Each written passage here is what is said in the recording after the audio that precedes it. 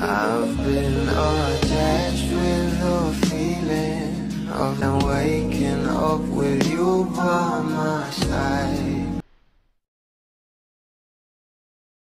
Marami ang mga bashers na nagsasabi na hindi nga raw imbitado itong ating Bel Mariano sa kasal ni Ate Ella ni Donnie Pangilinan, na kung saan ay talagang ginulat nga ang maraming bablis, lalong lalo na nga ang mga bashers na maglabas nga ng larawan ng couple na talagang pumunta nga itong ating Bel sa kasal at sa reception ng kasal ni Ate Ella, na kung saan ay talagang nag-trending nga agad ito sa social media, lalong lalo na nga ang bawat larawan na nasa table pa itong ating Bel na mga kapatid ni Donnie Pangilinan. At talaga namang pinag-uusapan nga ngayon sa social media ang pagsayaw nga ng ating Donnie sa isang babae, na kung saan ay talaga namang binash nga agad ito at talagang pinagtanggol at sinupalpal nga ang mga bashers ni Ate Ella,